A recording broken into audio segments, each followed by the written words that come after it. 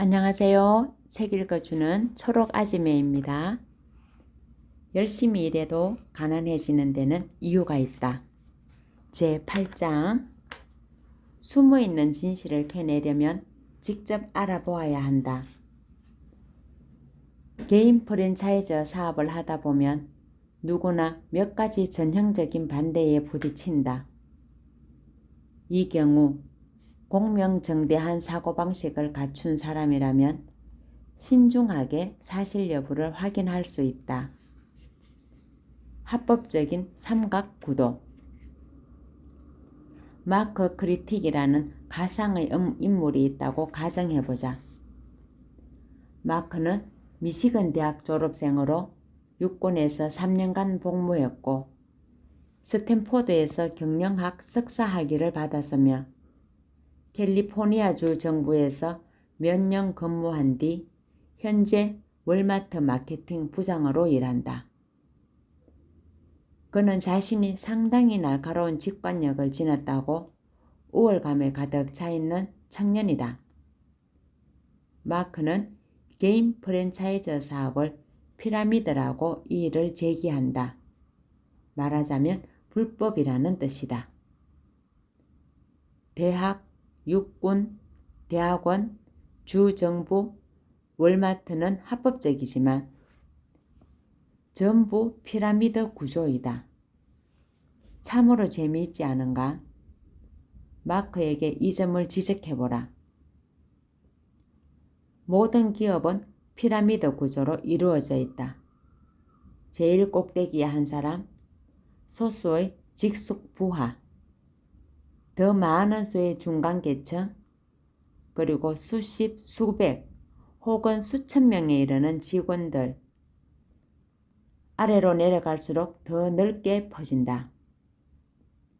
그러면 좀 더 깊이 사실 여부를 따져보자. 첫째, 모든 피라미드가 불법이라 해도 마크처럼 똑똑하고 정직한 사람이 줄곧 다양한 피라미드에서 공부하고 복무하고 근무해놓고 이제 와서 이 사업을 비판한다는 것은 이치에 맞지 않는다. 둘째, 미국 정부는 반세기 동안 이러한 형태의 마케팅을 연구한다. 이 구조를 채택하여 기반을 잡은 특정 기업들을 합법적이라고 인정했다. 셋째, 이 구조를 전통적인 여러 기관과 비교해보라. 어떻게 월마트의 중간 관리자가 중력이 되고 중력이 부사장이 오르며 이들 가운데 누군가가 사장이 되는가? 이는 상관이 야심에 찬 부하 직원에게 자리를 내주기 위해 사망하거나 퇴직하거나 해고당하거나 혹은 사직했을 때만 가능하다. 윈윈 파트너십. 마크는 셀 수 없이 많은 화살 중에서 다른 하나를 골라 쏜다. 난 친구들에게 이 사업을 권할 수 없어. 친구들을 이용하고 싶지는 않으니까. 화살이 이번에는 어디에 맞았을지 살펴보자. 마크가 근무하는 회사는 그를 이용하는가? 만약 부동산 중개업자가 새로운 에이전트를 고용하고 교육하고 지원한다면 그는 에이전트를 이용하는 것일까? 보험회사가 보험 설계사들을 이용하는가? 대학이 교수와 학생을 혹은 병원이 의사를 이용하는가? 맥도날드, 도미노를 비롯한 수많은 성공적인 프랜차이즈가 가맹점을 이용하는가? 만약 그렇다면 가맹점이 되기 위해 몇 개월씩 기다렸다가 막대한 돈을 지불하는 사람들은 모두 이용당하기 위해서 그러는 것일까? 이들은 단지 효과적인 윈윈 파트너십을 형성하고 있을 뿐이다. 사람들은 누구나 효율적인 사업 방식을 이미 익힌 지도자, 성공이 검증된 시스템 원리, 자본을 이용하는 법, 회사의 명성을 자신에게 유리하게 이용하고 싶어 한다. 누군가가 마크에게 합법적인 개인 프랜차이즈를 전달한다면 그것은 마크가 자신의 사업을 시작하도록 사업 노하우를 전달하고 초기 비용의 일부를 부담하고 심지어 고객을 찾을 수 있도록 돕겠다는 뜻이다. 다시 말해 수천 달러의 가치가 있는 조언을 하겠다는 의미이다. 그러므로 마크의 생각은 옳지 않을 뿐더러 상대의 제안을 받아들일 경우 오히려 마크가 후원자를 이용하게 된다. 설사 그렇더라도 이것은 착취가 아니라 협력의 관계이다. 성공하기를 원하는 두 사람이 맺은 효과적인 파트너십은 윈윈 거래이다. 이제 마크는 자녀를 대학에 보내고 집세를 지불하고 퇴직 자금을 마련하기 위해 후원자와 함께 노력할 수 있다. 히드라와 싸울 때 힘센 용사가 도와준다면 여러분의 부담이 줄어들 것은 뻔한 이치가 아닌가. 진짜 사업이 아니잖아. 마크는 화살 하나를 더 쏜다. 나는 진짜 사업을 하고 싶어. 이런 방법과 진짜 사업은 수준이 다르지. 여러분은 자네가 어떻게 알아? 사업이라곤 한 번도 안 해봤으면서 라고 반박하고픈 충동을 억누르고 최대한 예의를 갖춰 이렇게 묻는다. 그 진짜 사업이 앞에서 살펴본 15가지 특징을 지닌 사업과 어떻게 다른데? 그러면 마크는 진짜에는 직원과 건물, 장비, 제품 등이 있지 라고 대답할 것이다. 사업에 그런 요소가 필요할 수도 있지만 그렇지 않을 수도 있다.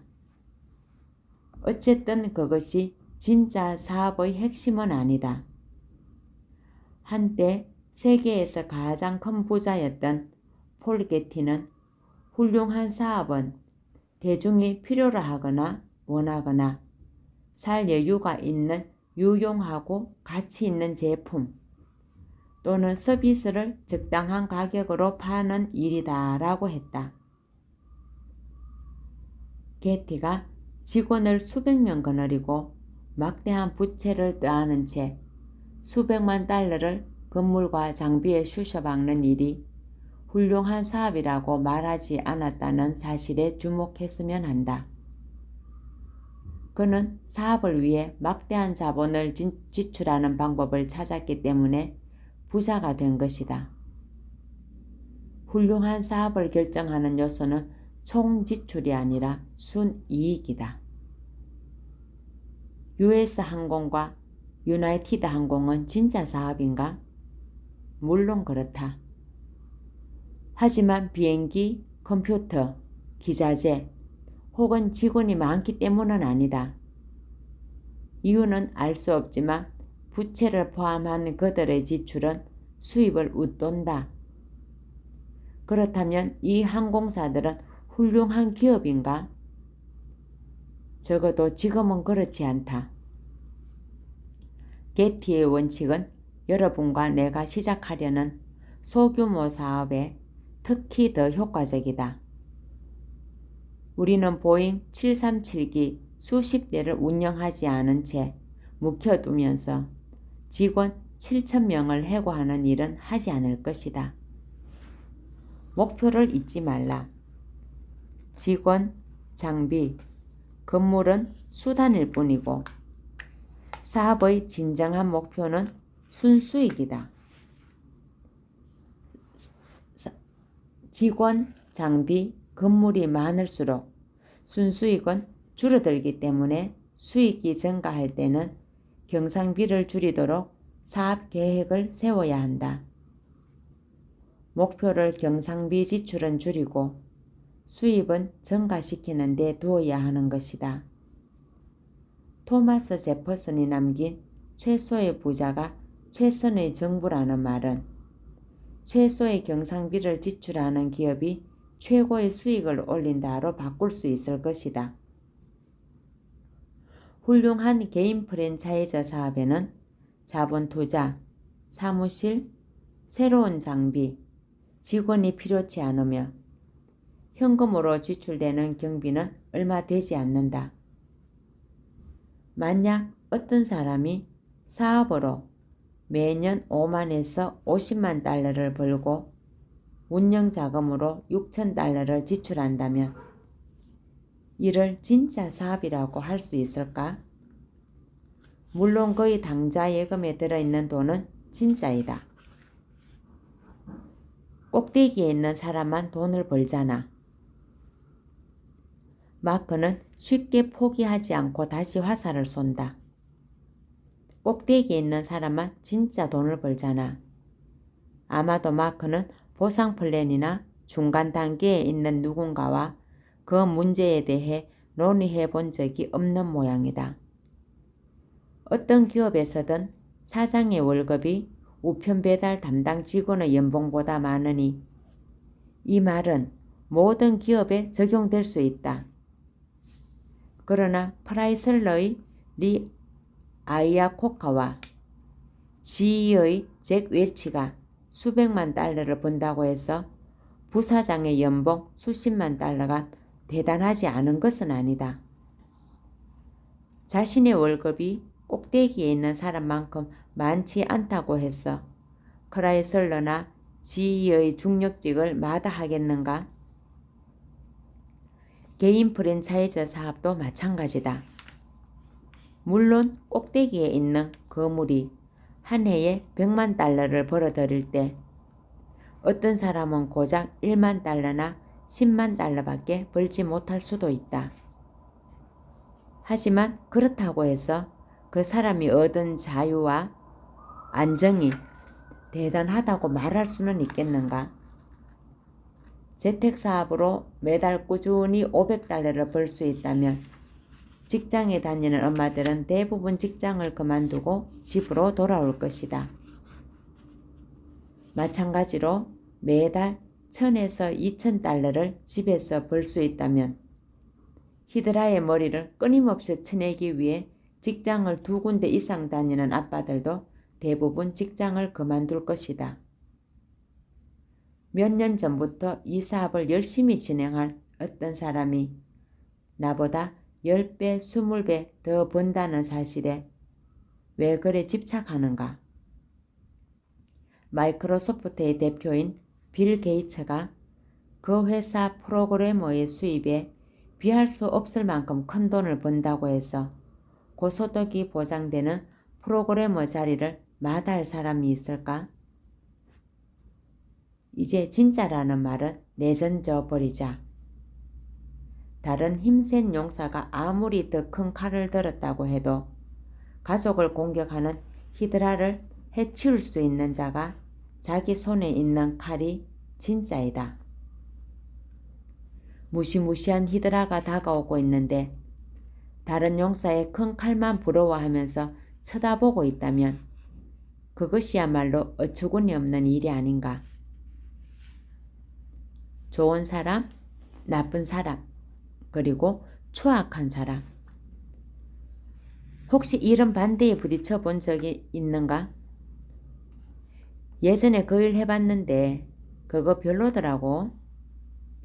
하지만 사람들이 처한 상황은 각각 다르기 때문에 똑같은 기준을 적용할 수는 없다. 그러면 우리가 흔히 듣는 비슷한 비판을 살펴보자. 우리 형이 조종사 면허를 땄을 때 자기 경비행기나 나를 태워줬는데 엔진이 멈추는 바람에 나무 위로 추락하고 말았어. 난 앞으로 비행기란 비행기는 모서리 안 탈 거야. 한번 타봤는데 별로였어. 어렸을 때 피아노 레슨을 받았는데 지금은 치는 법을 다 까먹었어. 배워봐야 별 소용없더라고. 3월과 4월에 농장에다 씨를 뿌렸는데 6월이 되도록 걷어들일 게 없어. 농사 그거 별로더군. 그래픽 아트 사업을 소규모로 시작했는데 도무지 고객이 오질 않아. 별로 안 좋은 사업이야. 법대를 졸업하고 변호사 시험을 쳤는데 합격하지 못했어. 변호사라는 직업은 별로야. 한번 진지하게 생각해보라. 정말로 특정한 일이 별로였는가? 아니면 그 일을 했던 비판주의자들의 실력이 별로였는가? 만일 ABC가 특정 사업에서 돈을 더 많이 혹은 엄청나게 많이 버는데 XYZ는 그렇지 않다면 그 사업이 별로인가? 아니면 몇 달 해보고 그만둔 사람이 별로인가? 나는 공짜 점심을 먹고 싶어. 장님이 코끼리를 만지는 것처럼 일부분만 보고 전체인 양 해석해버리는 비슷한 의견은 또 있다. 전에 그 일을 하다가 돈만 수천 달러 날렸어. 어떤 일에서든 있을 수 있고 또한 누구나 겪을 수 있는 일을 두고 그것이 전부인 것처럼 착각하는 사람은 많이 있다. 잠깐만 짚고 넘어가자. 돈을 날려버렸다는 불평은 어떤 소규모 사업에든 적용된다. 간혹 주위에서 보면 의대나 법대에 몇 년 동안 다니다가 무슨 이유에선지 다른 직업을 택하는 사람들도 있다. 그들은 등록금으로 매년 25,000달러, 교재비로 수천 달러, 변호사 시험 응시 비용으로 상당 액수를 지불했을 것이다. 더욱이 그동안 다른 일을 해서 벌 수도 있었던 돈을 날려버렸다. 하지만 그들은 의대에 다니다가 그만두었는데 돈만 수만 달러 날렸어 라고 말하지 않는다. 개인 프랜차이즈 사업에서 수만 달러를 날린다는 것은 있을 수 없는 일이다. 이 사업에 필요한 책, 테이프, 세미나, 주말 교육 모임에 드는 비용은 그다지 많지 않다. 사업자에게 제시되는 모든 것을 이용할지라도 1년에 몇천 달러 정도에 지나지 않는다. 설사 이 정도의 액수를 쓸지라도 투자 금액에 비해 5배, 10배, 심지어 50배나 많은 수익을 올릴 수 있는 사업을 위해 지불하는 돈치고는 그리 크지 않다. 차를 구입하든 사업을 시작하든 여러분이 자문해 보아야 할 것은 바로 이것이다. 투자에 대한 보상으로 어떤 가치를 얻는가? 문제는 대가를 치르지 않고 원하는 결과를 얻으려는 사람이 많다는 점이다. 가치 있는 모든 것에는 대가가 따른다. 하지만 개인 프랜차이즈 사업에서는 치러야 할 대가가 상당히 적다. 이마저도 불평하는 사람들은 경제의 제1법칙을 상기해야 한다. 공짜 점심이란 없다.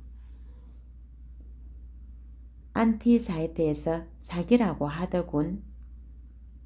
마크 크리틱은 조금도 물러서지 않고 화살 하나를 더 날린다. 이번에는 인터넷에서 무료로 조언해주는 사람이 제시한 반대 의견으로 사실 마크도 그 사람을 직접 본 적이 없다고 한다. 우연히 어떤 웹사이트에 들어가 봤는데 왜 이런 형태의 사업이 사기인지 여러 가지 이유를 제시하고 있더군. 나도 그런 사이트에 들어가 본 적이 있다. 인터넷이란 통제할 수 없는 세계에서는 누구든 어떤 말을 해도 상관없는 사이트 만들 수 있다. 그런 사이트를 보면 명예훼손 법규에 제약을 받지 않는 타블로이드판 신문이 생각난다. 나는 오늘 어떤 사이트에서 브로콜린 다리를 판다고 떠들어대도 전혀 놀랍지 않다. 인쇄된 글이라고 해서 모두 진실은 아니다. 나의 미래에 대해 전혀 책임을 지지 않고 잘못된 조언을 해도 처벌을 받거나 잃을 것이 없는 생면부지의 사람이 제시하는 조언을 과연 믿어도 될까? 대체 무슨 이유로 기껏 한 달 정도 사업을 하다가 그만두고는 그처럼 이 사업을 비웃는 글을 쓰는데 몇 시간씩 투자하는지 궁금할 따름이다.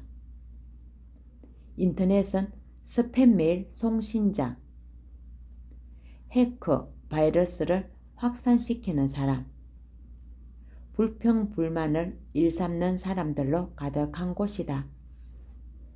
이들은 주로 재정적으로 성공하지 못한 비판가들이기 때문에 우리를 뒤쫓는 히드라를 죽일 효과적인 방법을 제시하지 못한다. 그들에게는 성공에 대한 경험이 없는 것이다. 만약 여러분이 살을 빼고 탄탄한 근육을 키우고 싶다면 보디빌딩과 다이어트 프로그램을 비웃는 웹사이트에서 조언을 구해야 할까? 아니면 여러분을 기꺼이 도와주려는 건강한 개인 트레이너와 직접 만나 이야기를 나눠야 할까? 근거 없는 주장이 난무하는 사이버 비판가들의 사막에서 그나마 찾을 수 있는 작은 진실의 오아시스는 이의를 제기하는 사람과 소수의 동료 비판가들이 이전에 나쁜 경험을 했다는 사실이다. 그러나 경험은 경험일 뿐이고 더욱이 그것은 주관적인 것이다. 어쩌면 비판가들은 한때 자금, 훌륭한 교육체계, 경쟁력 있는 제품이 부족한 사업 프로그램에 참여한 적이 있을지도 모른다. 혹은 모든 직업세계와 마찬가지로 그들이 몸담았던 프로그램에 돌팔이나 사기꾼이 몇몇 있었을 수도 있다. 아무리 엄격하게 선별 과정을 거쳐도 무능력한 돌팔이 의사나 변호사는 반드시 있게 마련이다. 의학계나 법조계에 몇몇 돌팔이가 존재한다면 개인 프랜차이즈 사업도 예외가 될 수 없다. 따라서 스스로 생각하기에 인정할 만한 장점이 있는 프로그램이라면 철저하게 조사해 보아야 한다. 분명 장점이 있을 것이다. 성공을 경험해 보지도 못하고 편견 속에서 결점만 찾는 비판가들의 말에 귀를 기울일 것인가? 아니면 열심히 사업을 성공적으로 진행해 나가고 있는 사람들에게 직접 알아볼 것인가? 감사합니다.